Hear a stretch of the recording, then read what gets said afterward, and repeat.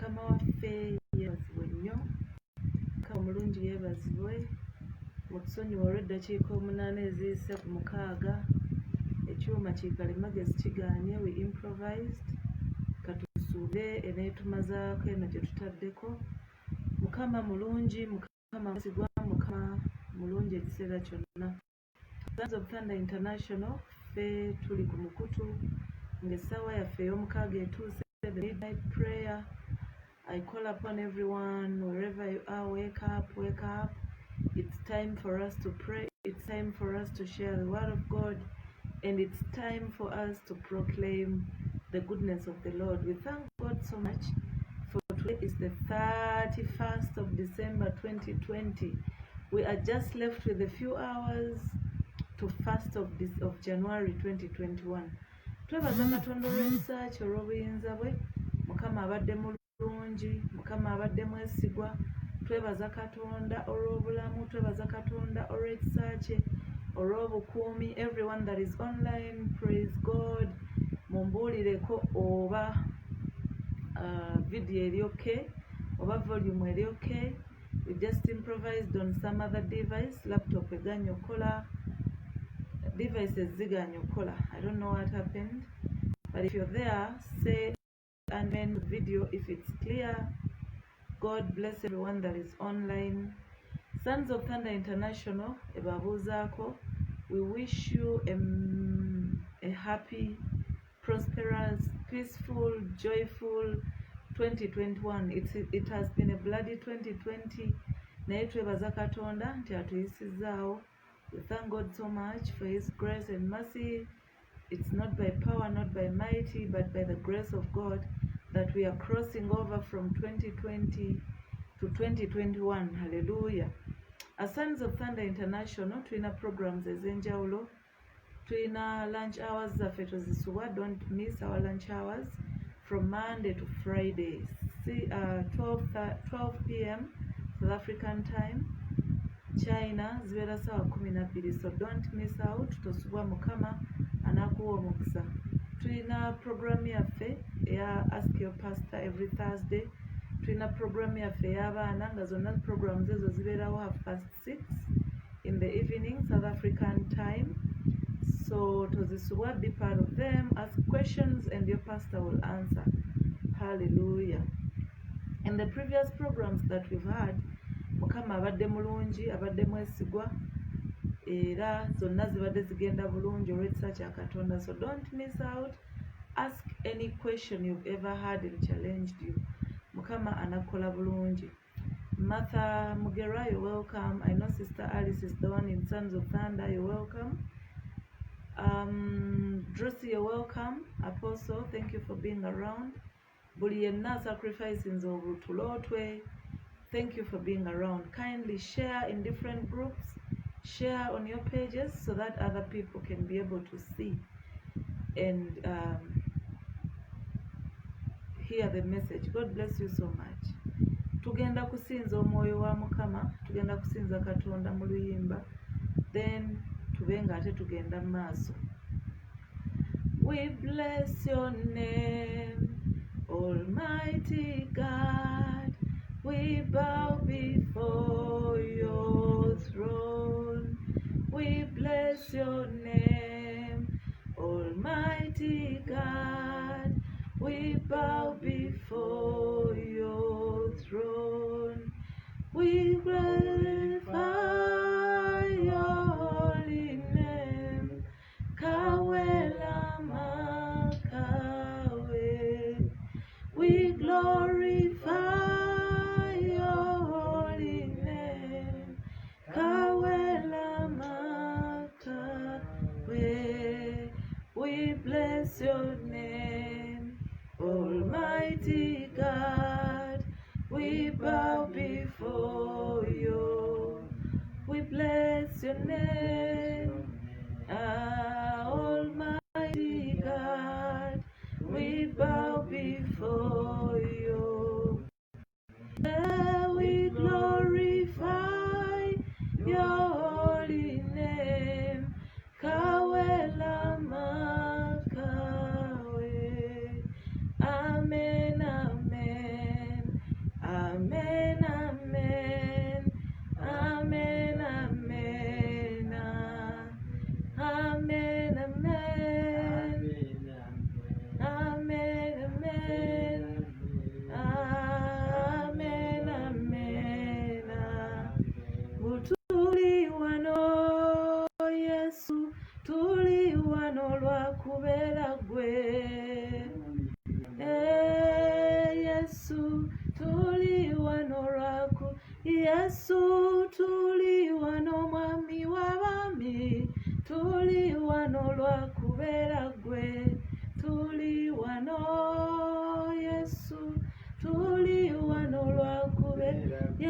Yesu tuli wano mwami w'abaami, tuli wano lwa kubeera ggwe.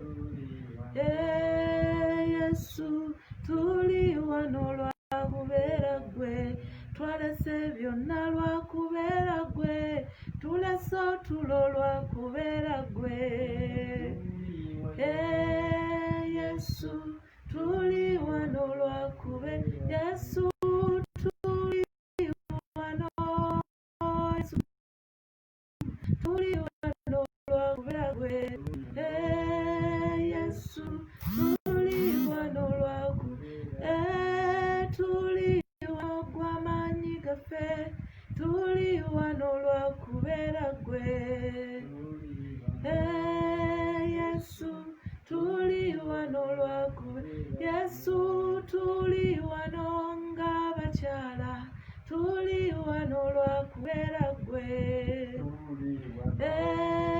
Yesu tuli wano lwa kubeera, Taata tulese byonna lwa kubeera ggwe, tulese otulo lwa kubeera ggwe. Tuli wano lwa kubeera ggwe. Yes, Mukama tuli wano lwa kubeera ggwe. Twerekereza otulo Mukama, twerekereza obuliri bwaffe, ng'abamu bali mu enkambwe kabaka w'abakabaka, balese ekikunta lwa kubeera ggwe. Tukwaniriza omwoyo wa Mukama, tukwaniriza omwoyo omulungi, tukwaniriza ekitiibwa ky'ekkanisa. Fuga amasekati gaffe enkyaleero nga leero 31 kabaka w'abakabaka. Ebenezer, we say Ebenezer Lord, the far you've taken us, O King of Glory. Tukwebaza olwa byonna Yesu, tukwebaza era tuli wano lwa kisa kyo, tuli wano lwa kitiibwa kyo. Ekitiibwa, amatendo, obuyinza byonna bikuddire. Haleluya. Twebaza buli omu yenna atwegaseeko, gwe twogedde ne gwe tutogedde. God bless you so much.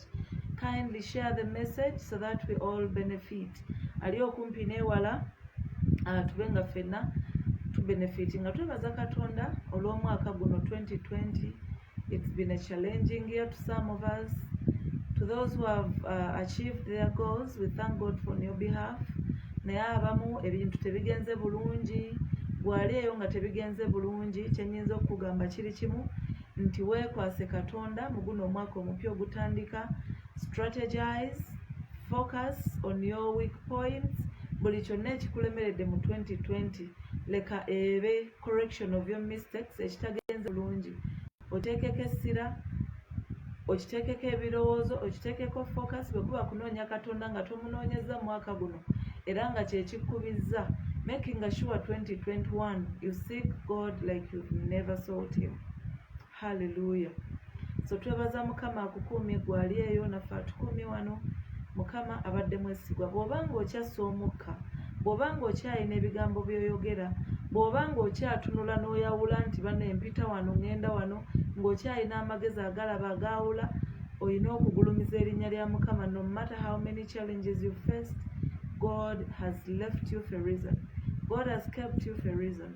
Waliwo abantu abagenda ofuna obubenje zino essaawa. Waliwo abantu abagenda ogwa ku accident enkya. God forbid, I'm not wishing them so, but I'm telling you reality. Waliwo abantu abagenda okufa olwaleero, waliwo Mukama baatwala enkya, naye gwe bw'okera ng'oli ku wake up list. Be grateful to God. Mukama akwagala. Hallelujah. Omutwe gwaffe ogw'enkyaleero gugamba He is a faithful God. Ye Katonda omwesigwa. Ndabye nga mwesigwa, ndabye ng'alwana entalo, ndabye ng'akyusa ripooti eziremye, ndabye nga Mukama abadde mwesigwa. Mukama abadde mulungi gye tuli, abadde mwesigwa. Ffe ne bwe tutabadde beesigwa, Mukama asigadde mwesigwa. He's a faithful God. He's a God that doesn't change. He's a God of all seasons. He's a God today, yesterday, and He's a God yesterday, today, and forever. So Mukama abadde mwesigwa gye tuli. So my theme says, He is a faithful God. Ekintu kye nsinga okwagala ku Katonda, mwesigwa. Mukama ali so faithful. Hallelujah. Whenever our God makes a promise, He keeps it. For the Bible tells us in Numbers 23:19 that He is not a man that He should lie. Guys, we know how much people lie. We know how much people are so, unreliable. But if God promises, He keeps His promise. Hallelujah. That's why I chose to call Him a faithful God this morning. Our God is so faithful. Mukama mwesigwa nnyo. Ffe we tutali Mukama asigala mwesigwa. Abaana b'abantu nga batuvaamu. Hallelujah. Mukama asigala mwesigwa. Amiina. So nze naawe nkuzaamu amaanyi nti Mukama mwesige nga naye bw'ali omwesigwa. Togenda kulemererwa mwaka omupya. As we prepare to enter 2021, okyalina obudde, okyalina hours from now up to fast. Okyalina obudde before akatikitiki akasembayo. Baako ebintu by'okyuzinga mu bulamu bwo nga byo obireka mabega, nga okyuzinga okwesiga oyo Katonda omwesigwa. Osomoke naye 2021 mu 2021. Hallelujah. Do you remember when Daniel was thrown into the den of lions? Naye nga yali akoze musango ki? Because he chose to follow his God, the living God, the God who created heaven and earth. Daniel choosing okwesiga Katonda we. The Bible says he went into his upper room and started praying as his norm was.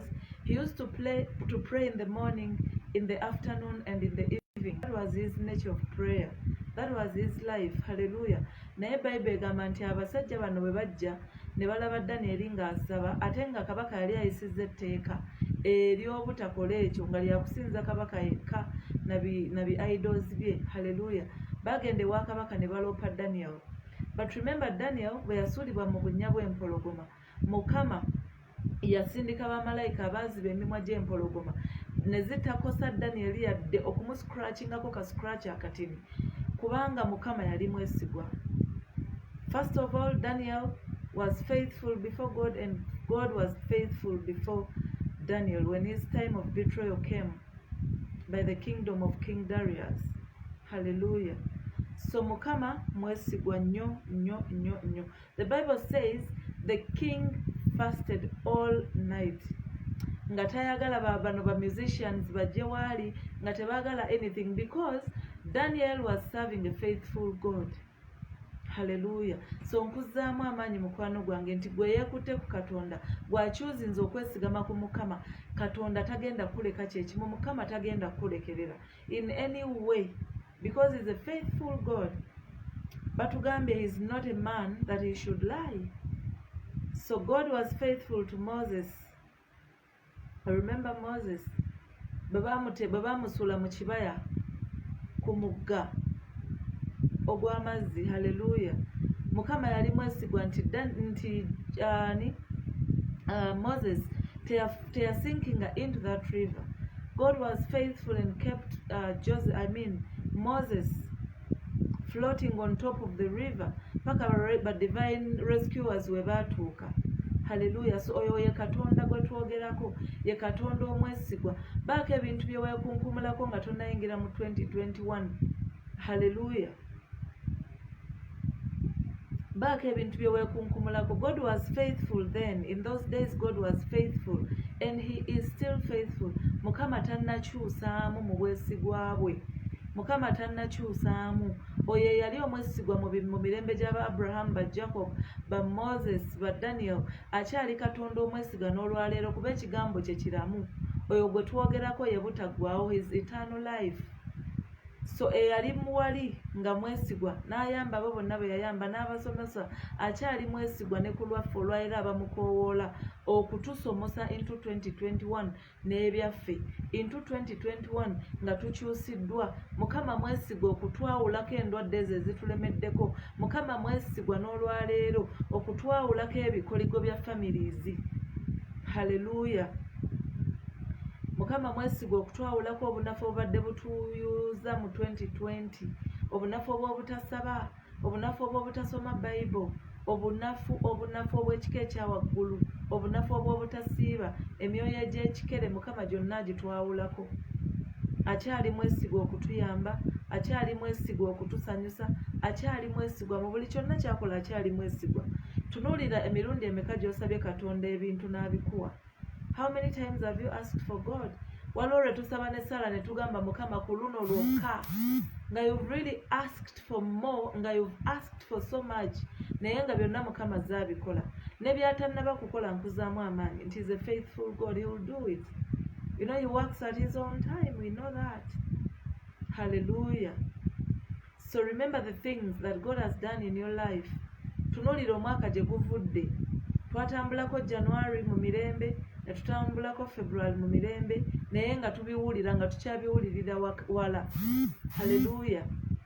Paka lwe byatandika okuhitinga ensi zaffe ffenna ze tulimu. Ne batusibawo mu March. Ku social media mbadde ndaba nga abantu bagamba 2020 had only a few months. March to June, and then this November, October, they are counting so few, they are counting a few months.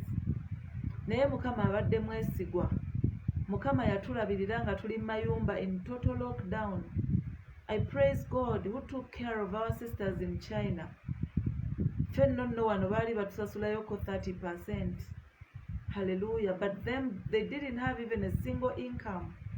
They were dependent on God and a few family members who would, you know, afford taking care of them. Naye depending ku Katonda. So God was so faithful. Mukama abadde mulungi. Nkuzaamu amaanyi mukwano gwange ali eyo titoggwamu maanyi. Mukama mwesigwa. Hallelujah. Tudduke mangu mu Deuteronomy chapter 7 verse 9. Deuteronomy 7:9, it says, "Therefore know that the Lord your God, he is God, the faithful God who keeps covenant and mercy for 1,000 generations with those who love him and keep his commandments." Nti therefore kaakati nno mumanye nti Katonda ye Katonda. God is God. God never changes. Fe tuva mu positions zaffe ne tunoonyako amagezi ag'ensi, you know, ne tunoonyako solutions endala somewhere else, but our God never changes. He is a God who never changes. Hallelujah. So if you choose to trust in the Lord, ng'osalawo okuyingira Katonda wo n'omwaka 2021, just know he is God. He will never change. It's us always who leave our positions, but God never changes. Akik Priscilla, you're welcome. Everyone who is online, you're welcome. God bless you so very much. The Bible says, the faithful God who keeps his covenant. Katonda waffe Katonda akuuma endagaano. Okuva kwezi endagaano ze yakuuma ne bajjajjaffe ne bakitaffe. Our spiritual mentors, our spiritual fathers in those days. Ye Katonda y'omu akyakuuma endagaano n'olunaku olwaleero mu bulamu bwaffe. Ajja kukuuma ez'abaana baffe, ez'abaana b'abaana baffe, ez'abaana b'abaana baffe. So he's a God, he said, a God who keeps covenants and mercy for 1,000 generations with those who love him and keep his commandments. So mukwano gwange nkuzaamu amaanyi nti ng'onoolaba obuwesigwa bwa Katonda, ng'onoolaba faithfulness ya Mukama, keep his commandments as we go to 2021. Kuuma ebiragiro bya Katonda, yagala Katonda on'omutima gwo gwonna bannaye. We've loved people. Twagadde abantu n'abatasaana love yaffe. We've loved people that are not worth our love. We've loved people who paid us with vanity, you know. Naye olwaleero nkugamba nti ng'onoyingira 2021 ng'oyagala okulaba obwesigwa bwa Katonda, kuuma ebiragiro bya Katonda era yagala Katonda on'omutima gwo gwonna. Musukkulumye ku birala byonna. Make him number one in everything you do. As you wake up in the morning, mwanjulire olunaku omugabe mukwano gwange, olunaku nno lukedde, terukedde lwa maanyi gange, naye oyagadde ndubeeremu Mukama. So gwe oba otambula nange mu lunaku olwaleero, gwe oba olidinga programs zange zonna ez'olunaku, obimukwase. 2021 nga tuyingira, leka twekwase Katonda, kubanga ye mwesigwa yekka. Abaana b'abantu batuyiye, abaana b'abantu batumenye emitima, batubbye, batukoze ebintu bingi mikwano gyange. Naye leka twesige Katonda oyo omwesigwa atalemwa, atakyuka, abeerera emirembe gyonna. Hallelujah. So the more you've relied on people in 2020, ne bakusasula bubi, ne batakusasula birungi, ne Katonda kaakano muweeyo chance. Hallelujah. Muweeyo chance omwagale. Bible egamba is a God of jealousy. Katonda wa bujja bw'otamwagala naye alina engeri gy'akukiikira ensingo n'olatandika okusaba otomera bisenge buli kyokwata tekiyitamu because you're not loving him. So let us love God. Hallelujah. Let us love God. Martha, you're laughing. Yes, we've loved people, but what have we gained? Twagadde abantu ne batuwongayo nga sacrifices zaabwe for their benefits. Twagadde abantu ne batatujjukira. Naye leka twagale Katonda oyo atakyuka buli season oyo yasigala nga Katonda, then tulabe how far we can go. Hallelujah. Remember our theme says he is a faithful God. Wabanga yayamba abalala naffe wali okutuyamba. Come 2021. Yingira ne principles. We've talked about 2 principles already. 1 is to love your God with all your heart. 2 is to follow his commandments. Hallelujah. So ebyo byonna byesibe mu kiwato biwandiike mu katabo kogambe 2021 ngenda kwagala Katonda. Gino emyaka gyonna gye mbadde mwatula ku mumwa obumwanga, it doesn't come from the bottom of my heart. I choose to love God come 2021. Hallelujah. I choose to follow God's commandments. So tweyongereyo, that was Deuteronomy 7:9. We are going to 2 Timothy 2:13 to 14. 2 Timothy 2:13 to 14. 2 Timothy 2:13 to 14 says, okay, let us start it from 11 to 13. 2 Timothy 2:11 to 13. This is a faithful saying. Tiene njogera nesigwa nesimbu. For if we died with him, we shall also live with him. If we endure, we shall also reign with him. If we deny him, he also will deny us. If we are faithless, he remains faithful. He cannot deny himself. Hallelujah. So this scripture tells us to be strong in faith. What you choose to do is what happens. Kyonna kyogezaako oba kyokyuzinga okukola ekyo naye Mukama wakutwalira. Hallelujah. Wakutwalira. Scripture yaffe egambye, when you die with him, he lives with you. Bwe bw'ofa n'ogamba Mukama nze omubiri gwange ngusse gy'oli ngukuwadde, Mukama abeera naawe, tafa naawe wabula abeera naawe. Hallelujah. He lives with you. In whatever you do abeerawo kuba gwe wakyuzinga okufa mu ye. Hallelujah. Simanyi oba nkijjayo bulungi.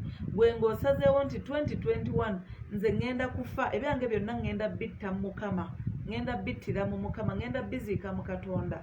Hallelujah. The Bible has told us when you die with him, you live with him. If you endure, you reign with him.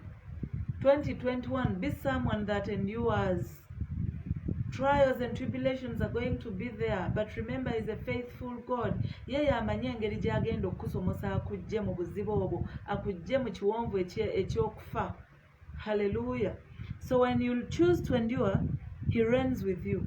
So meaning, bwe bw'obanga oyita mu mbeera yonna enzibu gy'oyitamu, as you endure, God is reigning in you, is reigning with you. You're reigning with him. Amina. Toli wekka mu kintu kino. He's a faithful God. He will be by your side.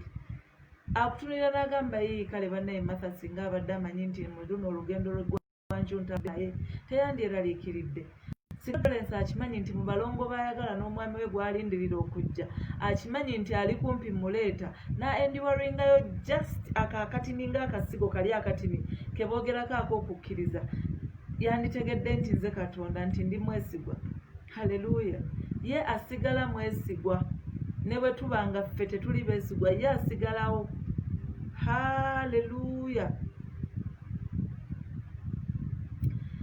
So the Bible goes on and say, you deny him, he denies you. If you deny God, he denies you. ye Katonda talina budde bw'amala ku gwe mukwano. Alina abantu nkumu nnyo abamukaabira. Ono ayagala luzaalo, oli ayagala balongo, ono ayagala emmotoka ennene simanya yeninja erabidde, ono ayagala ki, ono ayagala ki. Kati gwe if you deny Jesus olwo nno otuuse mu basiraamu balina okukuwa omulimu, oba otuuse wantu wonna sinzikirizayo oyina ky'obeetaagako, oba oyagala vacancy, or you want anything, oyagala contract ya business, bakubuuza gwe osoma ddiini ki, ngoga ayi ndi musiraamu. Hallelujah. You've denied your God for pleasure, for physical things. So once you deny God, God denies you. Gwe ng'ekitabo kye akikugjamu. Hallelujah. Nga gwe ekitabo kyo akikusangulamu ng'ateekamu abayala abayaayaana abanaafa wamu naye. The Bible goes on to say, if you are faithless, he remains faithful. Ebintu bino oba obifunamu enjawulo mukwano gwange. Die with him, live with him. Gwe bw'ofa mu Katonda ye ng'ate abeera mulamu mu ggwe. Bw'ogumiikiriza ofugira wamu naye. Bw'omwegaana nga naye akwegaana. Haleluya.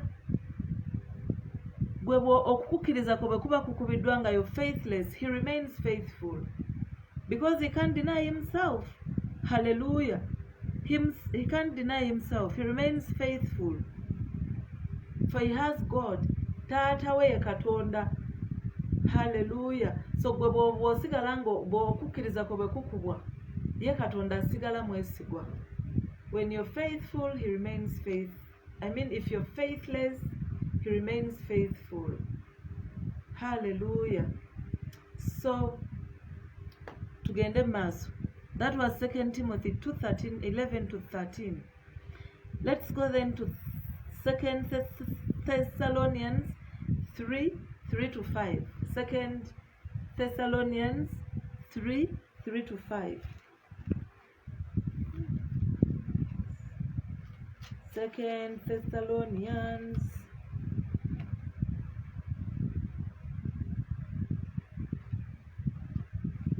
3, 3 to 5. And it says, but the Lord is faithful, who will establish you and guard you from the evil one. Ti Katonda mwesigwa oyo anaakunyweza era n'akukugira eri omubi. Haleluya. Mukama mwesigwa n'okulwanirira obulamu bwaffe.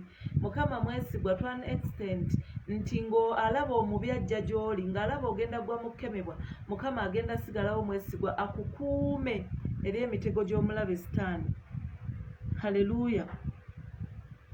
Mwesigwa ng'abalogo bategesa amalogo gaabwe, Mukama agenda kusigalawo nga mwesigwa okukukuuma n'okukunywereza mu ye, amalogo galeme kukwata. Haleluya. Obwavu buleme kumalawo, endwadde zireme kumalawo. Banaye Mukama atukuumye eri ekirwadde. This virus is somehow it's so weird. Kikwata n'abantu b'otasuubira nti kyandibakutte. Ne kirekawo omuntu ali mu hotspot. Olabira ddala nti wano akawuka we kali. Naye ne kinonooza omuntu ali eri mu kyalo mayiro mmeka.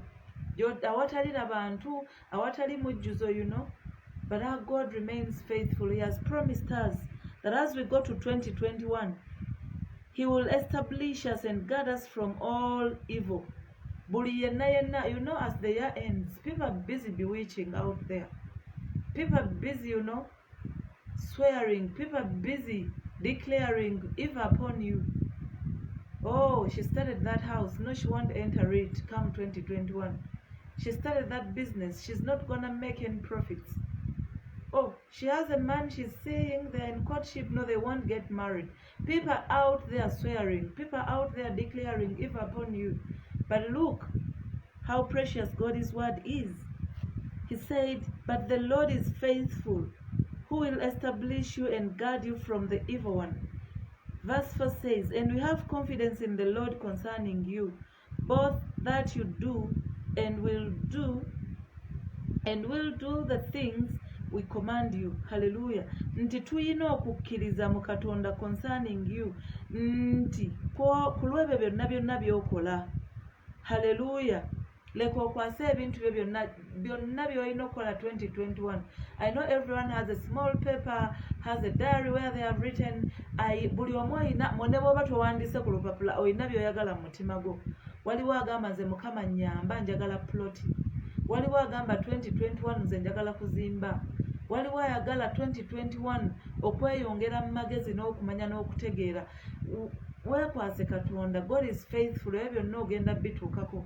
Waliwo agamba nti 2021 nze ngenda kukuza mpaji ya mwoyo gye ngenda okukuza ng'ebyomubiri obikutteko. You've got the money you've been looking for, you've got properties, you've got franchises everywhere, and now you're lacking the spiritual level.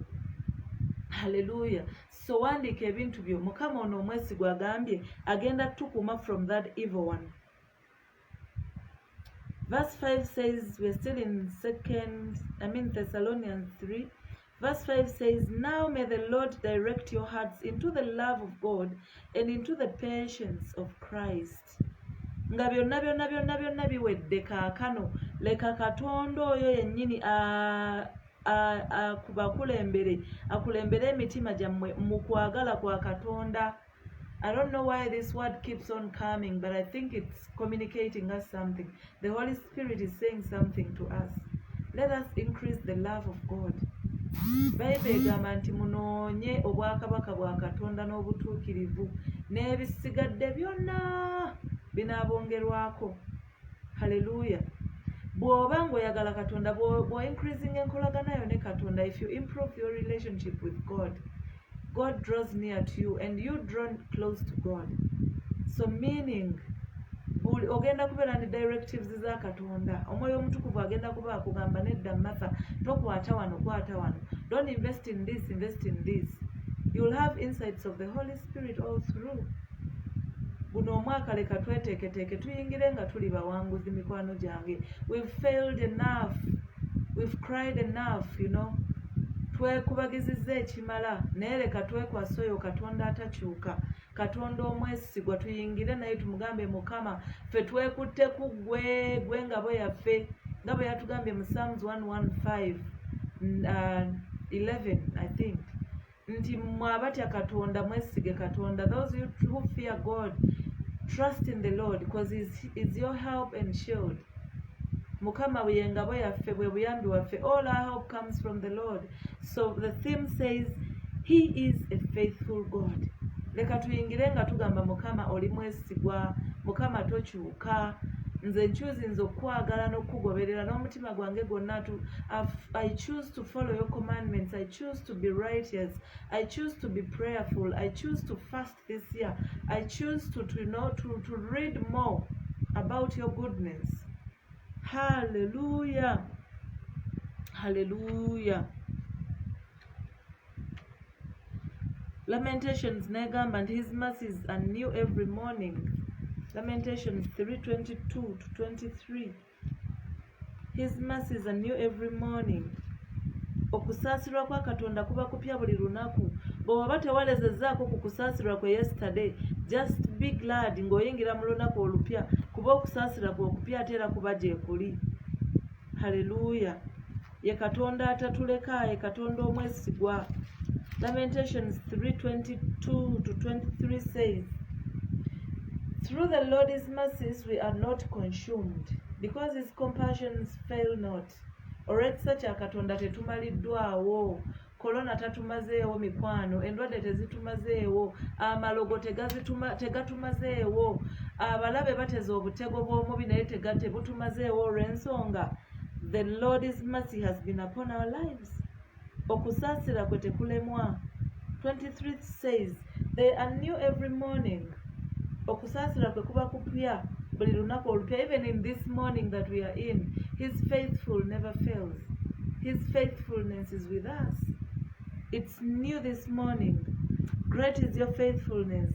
The Lord is my portion, says my soul. Therefore I hope in him. The Lord is good to those who wait for him, to the soul who seeks him. Members, brethren, as we go into 2021, Mukama ye obwesigwa bwe buli. Mukama agambye ye mugabo gwaffe, era tugambe emmeeme zaffe nti musuubirire mu Katonda. kuba Mukama abamulungi eri abo abamulindirira era abamulungi eri abo emmeeme zaabwe zimunoonya. Mikwano, it's just simple logic. Let us seek God. Ebirala binaatwongerwako munnange. Hallelujah. Yesu agambye ye gwe mugabo gwaffe. The Lord is my portion. His faithfulness is so great. His mercies are new every morning. Hallelujah.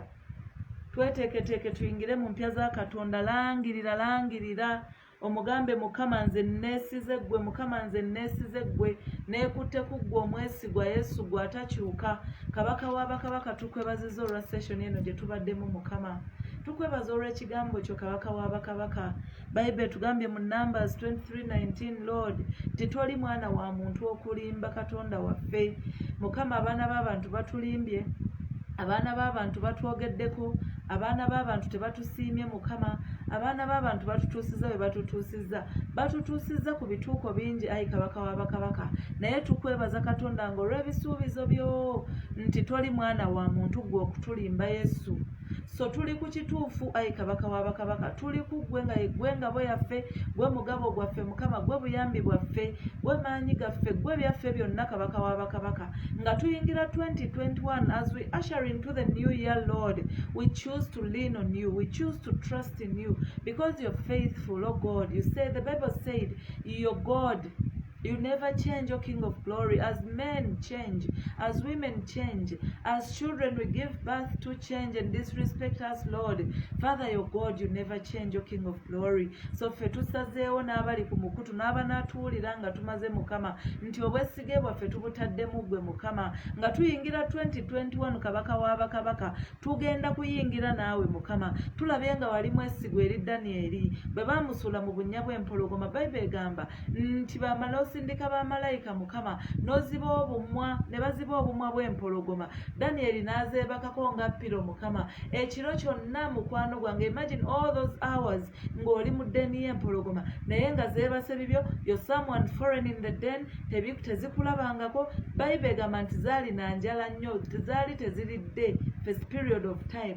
So Mukama gwe n'osuula Danyeri, ne basuula Danyeri mu mpologoma ezo, naye olw'obwesigwa bwo Katonda wange n'olw'ekitiibwa ky'erinnya lyo Mukama, n'otaganya yadde empologoma emu okumutakulako ku lususu kabaka w'abakabaka. Bw'obanga wali mwesigwa mu biro ebyo Mukama, tukkiriza nti osobola okuba omwesigwa ne mu bulamu bwaffe. Tukkiriza nti osobola okuba omwesigwa mu bulamu bwa buli mukazi ali ku mukutu, na buli musajja, na buli mwana, na buli awuliriza n'anaawuliriza Mukama. Tusazeewo ffe obwesige bwaffe obuteekamu ggwe Mukama. Otugambye mu 2 Timothy 2:11-14 nti tubeere b'amaanyi mu kukkiriza. Kye tukyuzinga Mukama kye happeninga. If we die with you, we live with you. If we endure, Lord, we reign with you.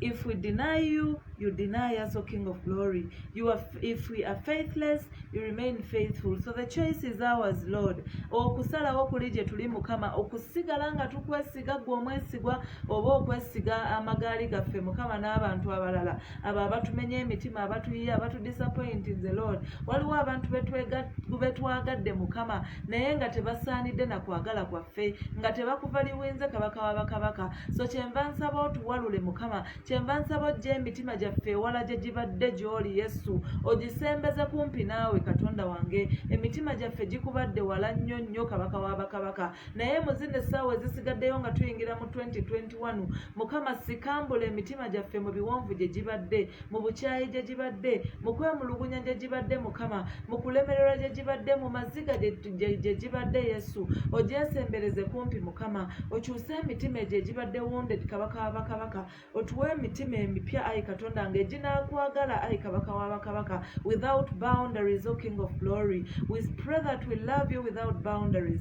We pray that we love you whether in good situations or bad situations Mukama, kuba gwe mu mbeera yonna osigala Katonda. Ne bwe tubadde nga tetuli beesigwa Mukama, gwe osigaddewo ng'oli mwesigwa. Tuyamba otuwe ekibala eky'okukkiriza Mukama, tuyamba otuwe ekibala eky'okumanya nti oli Katonda atakyuka, oli Katonda owa leero, ow'enkya n'ow'emirembe gyonna gyonna egirijja Mukama. Ogambye oli katonda wa 1000 generations from this generation that we are in. So mukama oli mwesigwa, tokyuka Yesu, tuyambe tukumanye, tuyambe tukutegeere, tuyambe tukunywerereko ayi kabaka w'abakabaka, mu linnya lya Yesu omwana katonda omulamu. Mukama tusaba amaanyi okuwangula emitego gy'omulabe sitaani gyonna. Mukama buli kyonna ekibadde okulemererwa mu 2020, Mukama tuwa amagezi amajja okumanya n'okutegeera, tumanye nti nga tuyingira 2021 Mukama ezo ensobi zonna ezibaddewo, obugayaavu obw'obutasaba, obugayaavu obw'obutasoma Bayibuli,